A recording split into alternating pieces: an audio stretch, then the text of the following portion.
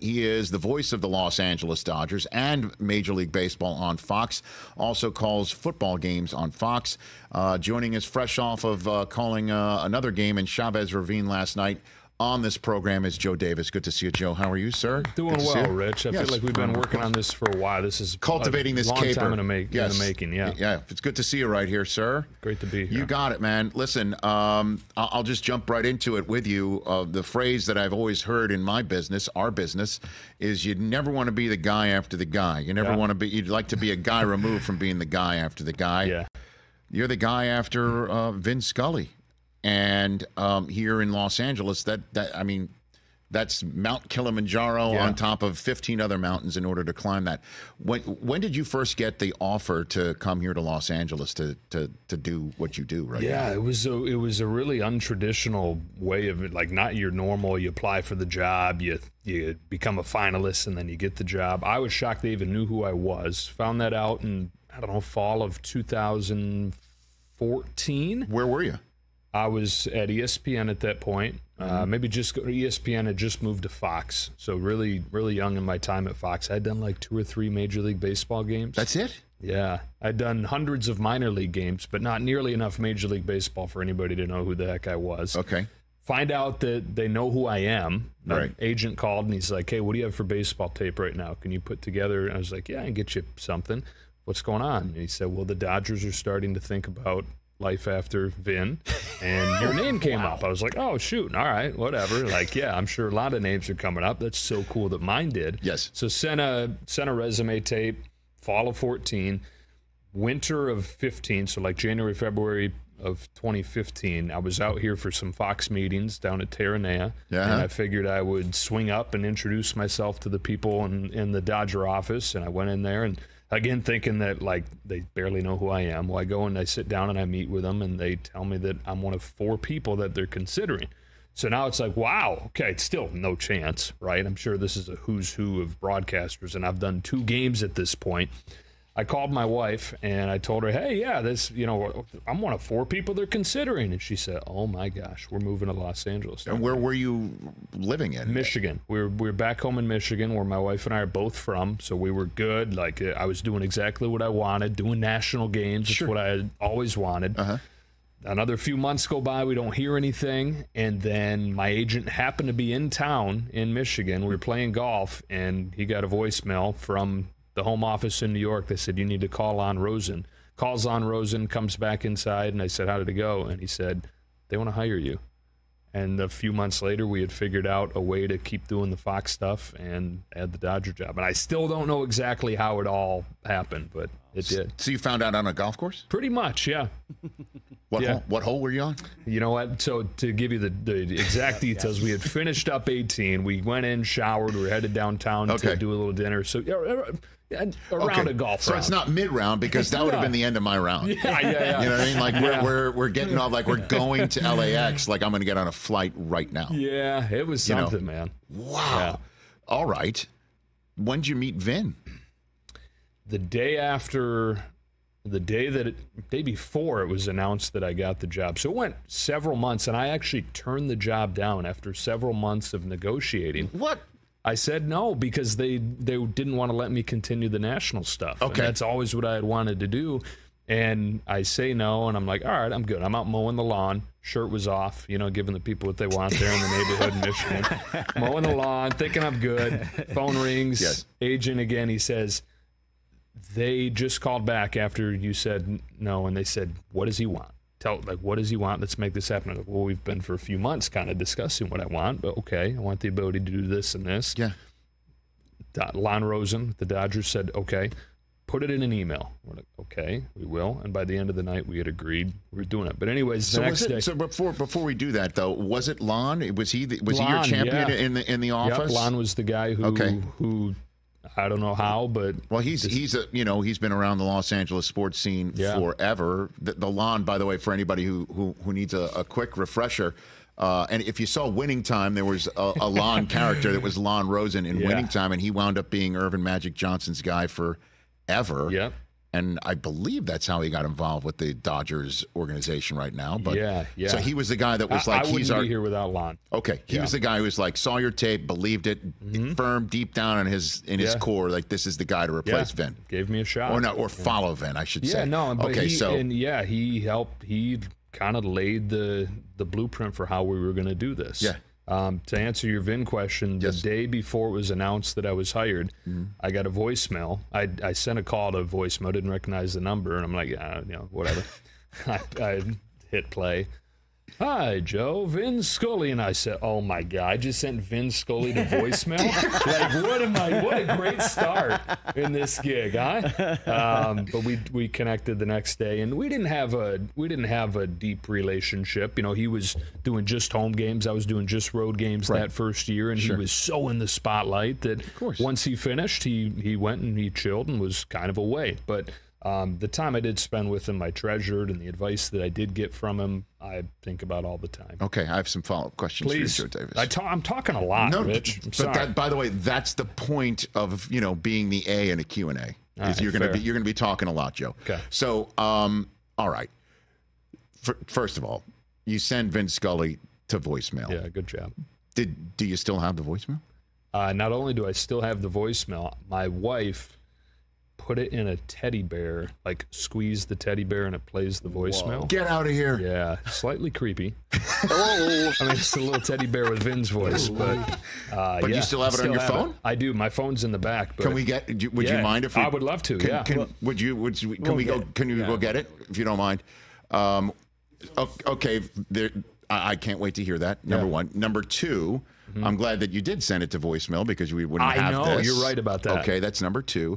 Number three, do you still send people to voicemail if you don't recognize their number, or did this teach you a lesson here? I guess it should have taught me a lesson, but sometimes I do let it go. Now you're in Los Angeles. You're officially a Los Angelino, Joe. You're not in Michigan anymore if you're doing that. Yeah. All right, number four is what advice can you impart that he did kind of get you here? There were a couple things. The first one is to be yourself. Yeah. That sounds simple and it sounds easy, but, we get into these jobs and we want to be like the people that preceded us, especially in that situation. Yeah. I think that if I wasn't thinking about it, I would just try to be Vin, right? The guy that had done this for 67 years. Right. The greatest of all time. Why wouldn't you try to be like that guy? Right. But he said, while that's okay, like you can learn from the people that you enjoy listening to and you can take some things from them. Don't lose yourself and allow yourself to be yourself. So I remind myself of that all the time still. And then we got into a little more of the nitty-gritty play-by-play stuff. I asked him how he handled the biggest spots because, yes, he's the greatest storyteller ever in the job, but he also nailed the big moments time after time. Sure. And that's that's what sets the greatest ever to do it apart. What did he say? He said that he compared it to, he said, if your house is burning, something like, not exactly this, but if your house is burning down and you're trying to get everybody out safe, you can't be freaking out, right? Your heart rate can't be spiking. If you're going to save the cat from the top floor, you got to be cool. And he said, think of the big moments kind of the same way as that. You got to be the coolest guy in the burning house.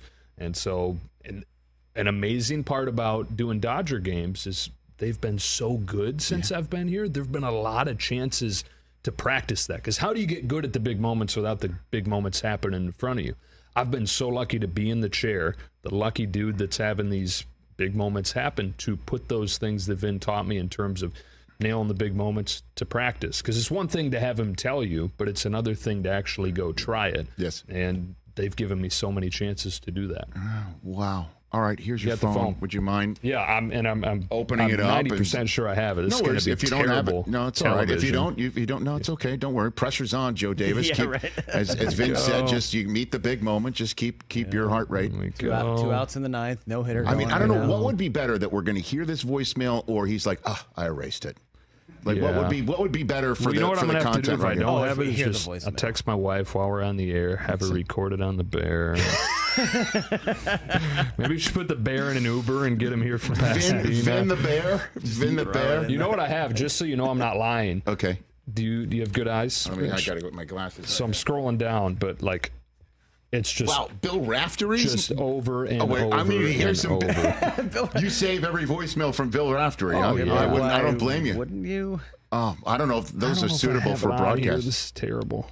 Okay. but I promise it is alive. All right.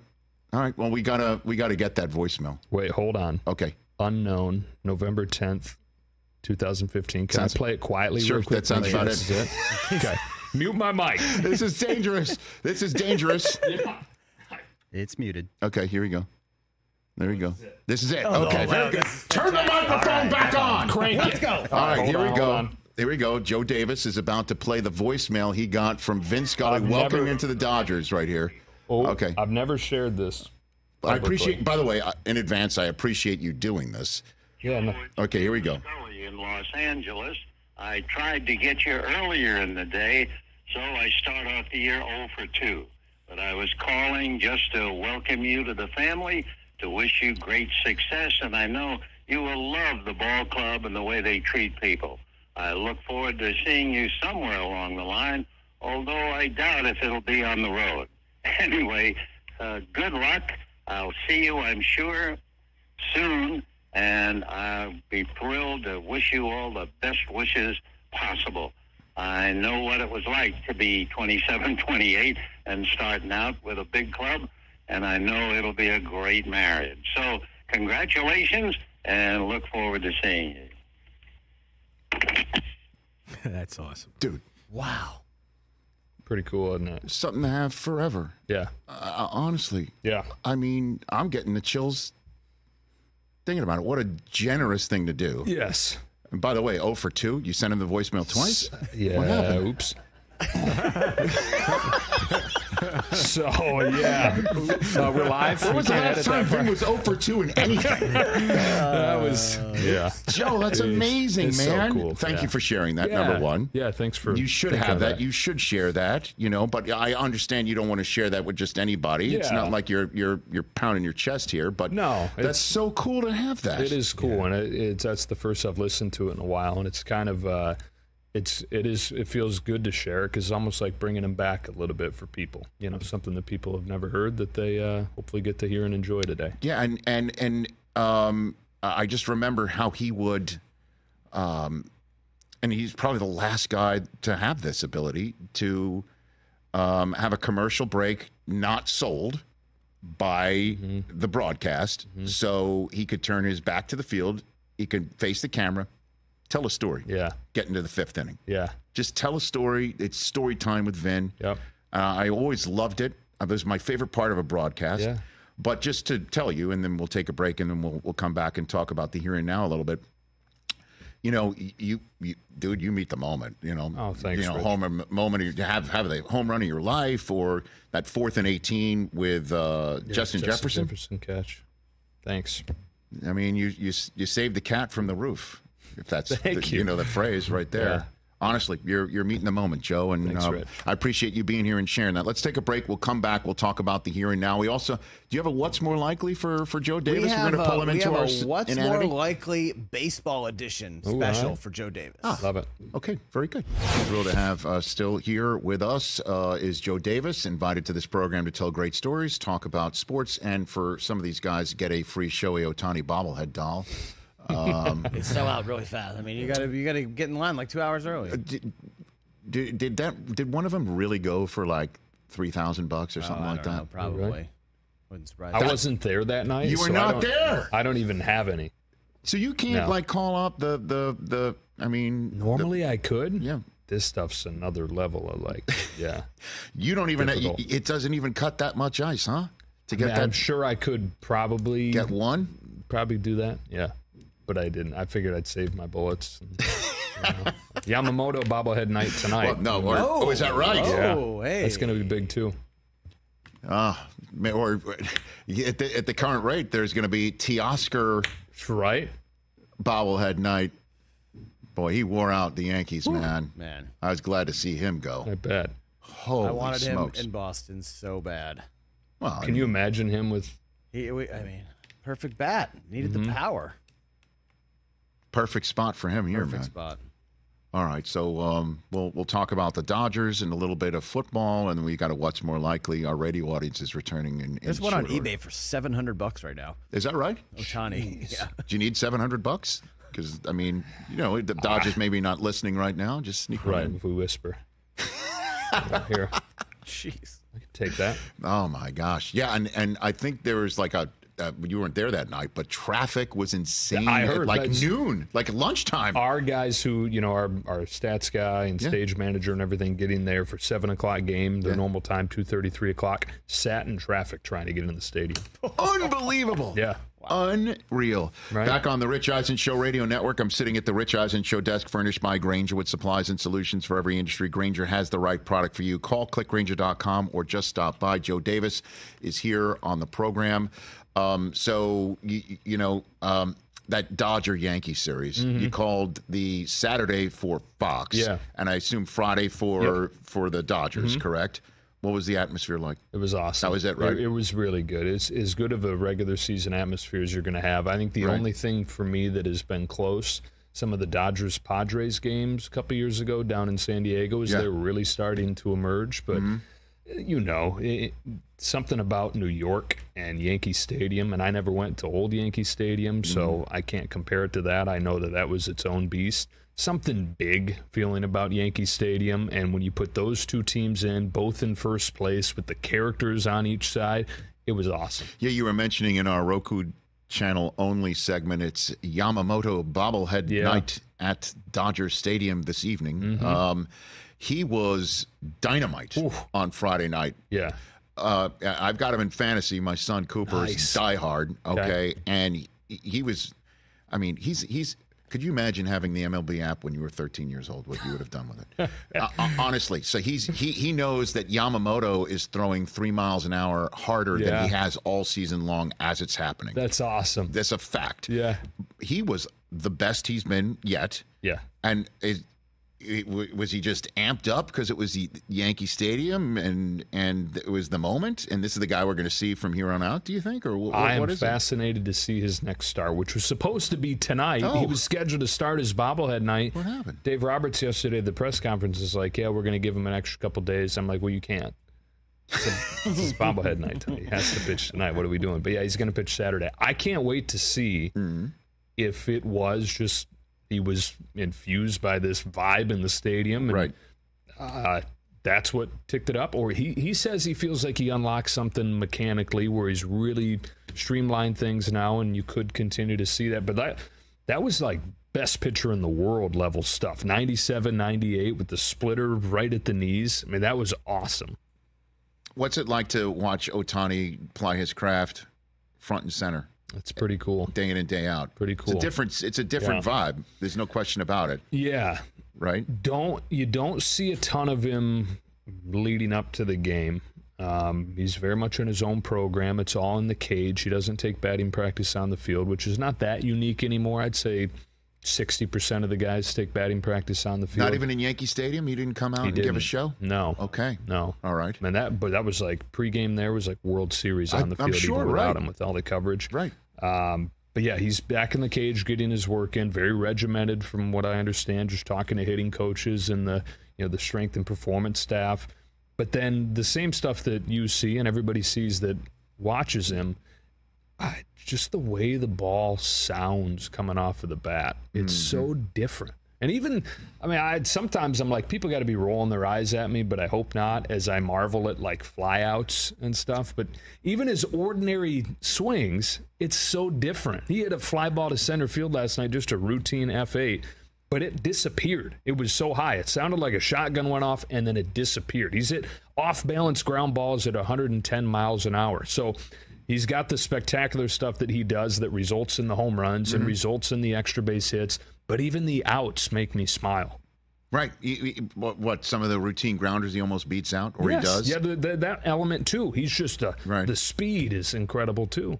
What did you say in my ear, Chris? You were the home run against Skeens. You just talk about the sound off his bat. Yes. That hit in particular. That was great, too, especially since Skeens got him in the first at-bat on 3 pitches, and then he comes back, and he's just like, not again. Fool me once, right? I mean, 101, not again, 101 top of the zone, and just see ya. Yeah. It's awesome. And then he's hitting behind Betts, too. That's just not fair. No. I mean, and I love Mookie Betts. I mean, that's a Red Sox fan over there, so this is a sore subject. But he is I know, right?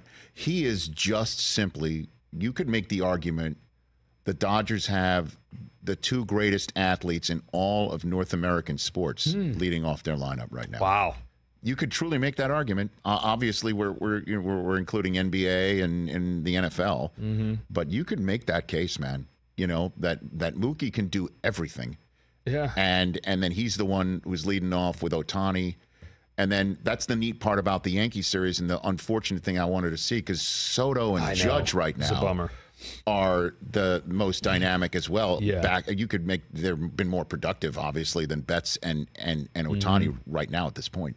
Yeah. They're back to back as lethal as you could see in baseball right now. Well, the Yankee not having Soto, I think we all knew that they're different because of Juan Soto, but what a reminder that was, the Dodgers series. It just, even before the game starts, you take Soto out of the lineup, and it's like, this is a whole lot different. It's one player, but it doesn't feel one player different. It feels a world apart from what they are when they have him in there. Right. I mean, it's a difference. But I was saying this to my son again, my youngest son, again on the Sunday night when we're watching Trent Grisham get in batting fifth. Yeah. And I'm like, in down one, Tyler Glasnow on the mound, 2 on. And I turn, I'm like, this is where Verdugo would have been if Soto was playing. Right. And that's the difference between that lineup and this one. And then Grisham, of course, hits a home run, and Dad knows nothing. Yeah, that's right. It's amazing, but it is a domino effect. And it's the Yankees were so far from being good at the end of last year. I remember talking with John Smoltz off of the air, like, how do you fix this? Right. There was one player to fix so many things. They went and got him, and it feels like hyperbole to say he's transformed them, but I don't think it is hyperbole. I think he truly has transformed the Yankees. Smoltz he's like Rain Man. You know, he knows exactly how many baseball toothpicks just got dropped on the floor. Number of times he calls a shot, it's amazing. Yeah. You know, yeah, it really is. Do you got a good example of that? Like one moment. Obviously, you call a ton of games with him. Where he said something and then it happened, and it's not your job calling it. Corey Seager's tying home run in Game 1 of the World Series last year, down a run in the 9th inning against Paul Sewald, and I believe it was first pitch. John said, "You better not try to throw this guy a high fastball." And that's what he did. And Seager turned it around, hit it into the upper deck, tied the game, and changed that series. So that's a high-profile example of something, to your point, that he does pretty much every inning. And it's a spinning curve for somebody like yourself, right? Like to set up. Yeah. You know, you allow your analyst to set something up, and then you get to serve it up to the rest of the country. It is cool. And you know, the only way that you get to that place of feeling that chemistry is through time. And we've been doing games together now. This is our 8th year, I think, doing some games because Joe Buck wasn't doing a ton of regular season. So I would work with John and then do the division series. And knowing where John is in his sweet spot, predicting those things and being able to play off of that, and that's a lot of fun to be able to feel like I'm the guy that can help set those things up. Joe Davis here on the Rich Eisen Show, and we just talk about you calling baseball games and World Series with John Smoltz on Fox. Your football booth this year on Fox now has Greg Olsen in it. I love that guy, man. Me too. I love him. So how many times have you worked with Greg before? 2 years ago, so his first year. Right? Was it 2 years ago? Yeah. When he came in, when he was a player? No, so his first full year, whatever year that was. Okay. The year before I got the World Series, when Burkhart would leave to go host the World Series, host the postseason, I would go fill in for Burkhart. Okay. And so I did 4 games with Greg and hit it off. You know, the foundation of chemistry is on the air, is chemistry off the air. Yes. And we're both young dads and had a lot we could relate on. And we like food, we like restaurants. So we right away had a good relationship, and I think had some good broadcasts there, and I'm fired up for it. I think we're gonna be great. Yeah, Greg was part of NFL Network's combine coverage when he was a player. Wow. And so we would throw him, the network would throw him on the field during the tight end drills. Yeah. And he would be standing out there with a handheld. So good. Or we would lob him, I forget, but he was just standing out there. And his ability to talk, analyze, be humorous, mix in his own personal history, his own personal experience, and explain what you're seeing on the screen in a very basic way that's not so, mixed up with the X's and O's that might have people have their eyes glazed over. he's second to none, man. He is that. I mean, he's the Emmy Award winner this year. Yeah, and we could all see it. We're all like that. That's a big time broadcaster. Yeah. On the field. And then just a good human, great person, great everything. And we had him on just a couple weeks ago talking about joining your crew, for the lack of a better phrase. Yep. And how difficult it is because it's infused with, hey, you know, I'm not calling the biggest, if you will, games or the opportunity to call the Super Bowl or the championship game anymore. But you are part of a crew that lives and dies with each other, goes on the road and has dinners, meals, shares stories, you know, basically lives with one another for 17, 18 weeks. And to basically say, I want to be on another crew might be very difficult for the crew you're joining to welcome you with open arms. And he basically said, I'm not making any bones. I want to do the biggest games, but I love these folks. Yeah. And mention how you used to call games with the crew. Yeah. You know? Yeah. And so, you know, you kind of have a leadership role, if I'm not putting too much on you in live TV and radio here to kind of make this all work. You know what I mean? I think there's something to that, but I think it's also helpful that he is familiar with this crew. It's the same producer, director, the wonderful Pam Oliver that he broke in with, right? So this was his first crew.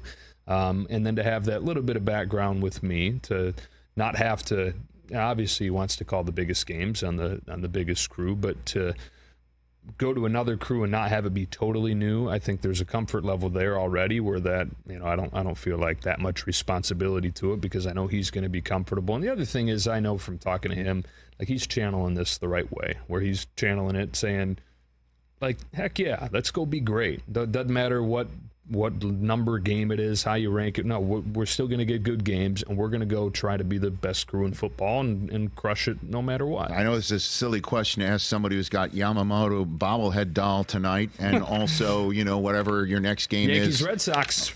This weekend. Is that what you got? Let's go. Fenway Park? Yep. That's going to be great. That's Saturday night, 7:30 Eastern first pitch. 7:15. Yeah, 7:15. Mass. Fantastic. But do you know your week one assignment yet? We don't. We were talking with the bosses a little bit about that at Yankee Stadium last weekend. They were there, and it's a good slate. There's several games where you could make a case. Well, we know Cowboys at Browns is the one that Brady is going to be doing with Kevin Burkhardt. Let's start some other ones. What would you pick? Oh, I could see it. It jumps out at me right now. Obviously, having the ability to call the Bears' first game, Tennessee at the Bears, to call Caleb Williams' first game would be enticing. Panthers, Saints are one. Vikings, Giants is another. Commanders, the New York market there. Yep. Commanders, Buccaneers is another one right there. Colton Jaden Daniels' first game, and then, you know, the Bucs having their first home game after that terrific finish. But I would choose Steelers at Falcons as the day is long. I would go right there, man. The Steelers and the Falcons. If you can call that early window on Fox, I'd be all over that. Can you make a call for us? I just did. I think the calls are literally coming from this microphone right now. All right. Oh, there it is. The Steelers with Russell Wilson's first game there. It's a lot of good storylines. And the Steelers have a huge upside right now. And then the Falcons with Kirk Cousins. Mm-hmm. And as the season goes on, can we continue to do this as we get the... Hell yeah. Yeah, pick the game for us? Yeah. Oh, absolutely. You want to do week two? Yeah, what do we got? Let's go. Why stop there? The Joe Davis win-loss game? But it's just like calling? No. And fun. I mean, that also, you know, I with all due respect to that late window game with the Buccaneers and the Commanders, I mean, Cowboys at Browns, you probably want to, if you want to call a game, stay off of that. Yeah. But, you know, obviously, Fox has a serious need to have another good game. But Steelers, Falcons. Book it. Sounds good. Do it. I'm in. Okay. Lions, Bucks, week 2. Hey. Lions, Bucks is a good one. Week 2 is another week where it's like you can make a case for 3 or 4 games being really good. Saints at Cowboys on Fox. Packers, Colts. Oh, yes, sir. You know, but Anthony Richardson in Lambeau Field against Jordan Love is a lot of fun. Let's go. And by the way, let's keep going. I love this sort of stuff. So you know, fun. Well, my bailiwick is not the X's and O's and the all-22, but storylines. So Jonathan Taylor being back in Wisconsin is neat stuff. Certainly since, you know, there was rumor that the Packers were in on him when he was potentially available. That's not a bad one right there. Seahawks, Patriots. Chris, you want a cape for that since you're the Patriot fan? We're gonna get blasted. All right, that's that's not caping for it. Sorry, That's my bad. fault. My bad. That is Fox's promo department is not taking didn't like notes. that one. Sorry about that. Giants Commanders, that's a good one. Yeah, Lions Bucks feels really good too. Rams though, at right? Cardinals.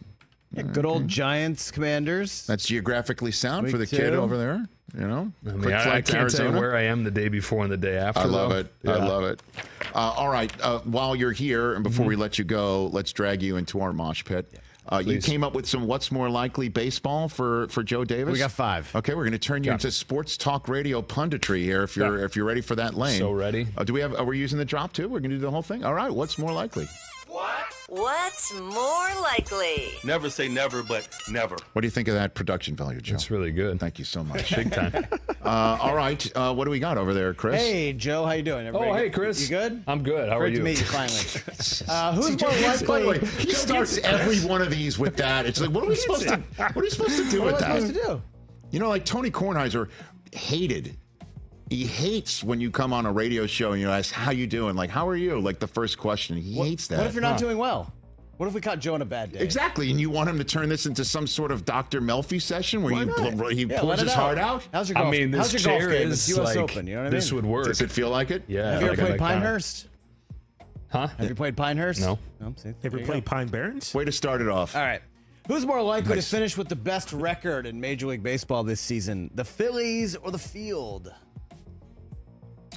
I'm going to take the field. Me too. Yeah, JT Realmuto knee surgery. I know they're saying a month out, and he'll be back, so a minor thing, relatively. But that's a catcher with a knee surgery. I don't know if there's such thing as a minor catcher Yeah, with it's a not knee your knee surgery. either, right? Yeah, right? Right. So, I'll take the field on that. I know they have a million other good players, but I'm going to take the field. I'm going to take the field on it. By the way, the number of times Yankees win and I turn to Cooper, that's my 13-year-old Yep. who's got the app open all the time. Like, the Orioles win too? He's like, yep. So the Orioles keep winning. They're right behind the Yankees. And then obviously there's the Dodgers that you're seeing tonight. I will ask this. The best team that you've seen with your own two eyes that's not the team you call every night is the what? Yankees. Is it? It is the Yankees, yeah. And I had the Phillies the week before that for Fox. The Yankees with Soto. Like, back to that point, it's Right. a totally different team without him. The crazy thing is that they have the top pitching staff in baseball so far. And Cole hasn't pitched yet. Exactly. Oh, my goodness. Nobody's talking about Cleveland. That's true, too.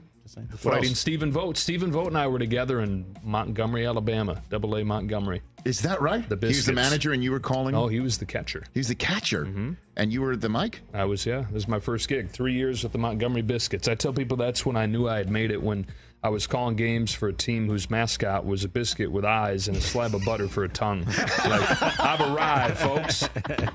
Here we go. You didn't think you'd be getting a welcome voicemail from Vin Scully on that night, did you? I didn't. Mama, I Fantastic. made it. What All else? right, Joe, young star who's the biggest must-see TV, Ellie De La Cruz or Paul Skeens? It's a good question. I'll go. You want me to go Yeah, first? you go first. I'll go Skeens Okay. I love them. because he's got the ball in his hand. I have both these guys in my fantasy. You know, and Dela Cruz he's only once every 20 minutes if the lineup turns over that fast, 30 minutes. Yeah. Right? Although, you know, he does throw darts from the field that have like the exit velocity of a Judge home run. Right. Skeens is but once Skeens. every 5 days. But he's also he's once every 5 days, but he's also out there for, I mean, Michael has had a no-hitter and he didn't have the lead because Skeens was striking everyone out the other night. Didn't that happen? Skeens' splitter is 96. It's insane. stupid. I'll argue the other way, though. Ellie De La Cruz. I mean, there's so many different things he can do to make you say, wow. Apparently, they were in Arizona a couple weeks ago, and somebody challenged him to, like, how far do you think you can throw that ball there? Just because he knew that he would love the challenge. And he picked it up, and they were standing along the right field line, gave it a little crow hop, and threw it over the left field wall, over the bleachers, which are pretty deep in Arizona, and up onto the concourse. We're talking like 400 some feet. Just like cold. Whatever. Can I change my answer? Sure. Skeens could That's not probably even do during that the too. game. Like he's must see during a warm up. That's so absurd. All right, I'm changing my answer. That's so absurd. What else, Chris? Who's more likely to have been the biggest disappointment this year, Joe? Mets or Astros? I still think the Astros are going to make a run because I don't think that division's very good. So I'll go with the Mets. I mean, isn't this the answer most years? Okay, I'm with you. Not to go full, Buster only hacked Twitter account. Sure, I hate Mets. But I'll go with you right there. Yeah. I'll go with you. Why are you going negative with Joe Davis here? He's such a sunny disposition. Why are you making him go half class? I don't know. What are you doing? I would think that's a surprise that the Astros have been so bad. Okay, what else, Chris? All right. 2023 World Series team to turn it around. There you go. It's in a glass half full. Rangers or D-backs? You're seeing the Rangers this week. Yeah, that's an easy answer for me. That's Rangers.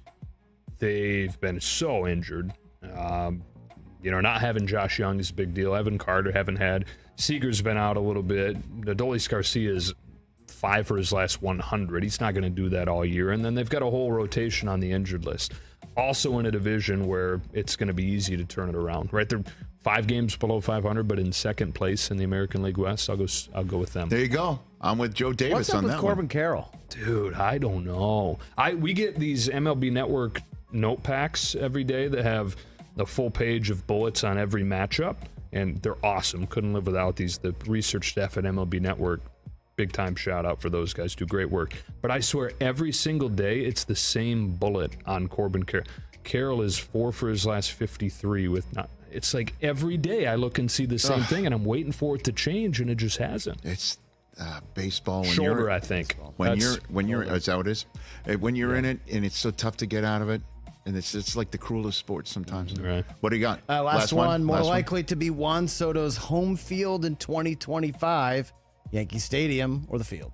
Such a good question. Should I let the Yankee guy answer first? Well, I mean, you know what my answer is going to be. Yeah. I mean, he wants the Steinbrenners to adopt him. It has to be Yankee Stadium. It has to be. And I think, no matter what outcome you have this year, it has to be Yankee Stadium. Smoltz has argued that if they win it with him, it's less of a pressing thing that they get him. Like, there's more grace if they win one. But I think you can argue it the other way. He becomes a Yankee legend if they win one, and you have to keep him. And he's going to hit in the postseason. The worst case scenario for the Yankees, if they're worried about how much they got to spend, is he kills it in the postseason and they don't win it all. Because now it's like, okay, he's our only chance to win it all. We got to find a way to get him, and we haven't. Well, I'll give you the solve on that one first. But secondly, what the hell's the matter with Smoltz? Come on, he knows better. New York City. I mean, he's been around this whole this thing. Get out of here. I don't know. I mean, if they win it, Yankee fans will be like, well, at least he gave us one. Now he can go across town to the Mets and take Steve Cohen's money? Yeah. Hell no. That's number one. And then number two is the solve for Soto being expensive. I've said it. The Steinbrenners should adopt him. Literally ask him if it's okay to become Juan Steinbrenner. Make him part of the family trust. And, they can amortize that way. Just make him part of the family. Yeah. Make him a kid, an actual child of the Steinbrenner family, if he's up for it. I mean, that would probably that's a contract. that's that's a difficult contract. It's a no trade clause in there, Right. So, Juan, hear us out on this. Right? We want you to be our kid. That's correct. That's how it starts. Okay. That's the pitch. That's what I'm saying. I love that idea. That's the only solve. I'm going to lead with that Saturday, Yankees Red Sox. Do it. And tell Boris, because he's going to of standing there. He'll be standing there. Do I go as sources say? Sources tell me? No, I put my name on it. Oh. Out of the Rich Eisen Show report this week. Correct. The Steinbrenners are considering making Juan Soto their son. There's not considering. That would be making stuff up. Just like this is the only through line. Drop that on Smoltz in the middle of the live broadcast. I could probably fit that. What do we got? Has it got to be a 7-run lead, 4th inning for that to happen? Like how bad does that have to be? Lead. Thank you. Or deficit. But all right. So the tying run can come to the plate, and you're still bringing it up. Probably nobody on base at that point. Joe Davis, everybody here on the Rich Eisen Show. That's what's more likely. Thanks for coming here, sir. This has been a blast. Anytime, Rich. Anytime. I really appreciate Thank it. you. That's Joe Davis right here on the Rich Eisen Show. Catch the Rich Eisen Show every single day on the Roku channel, 12 to 3 Eastern, for free.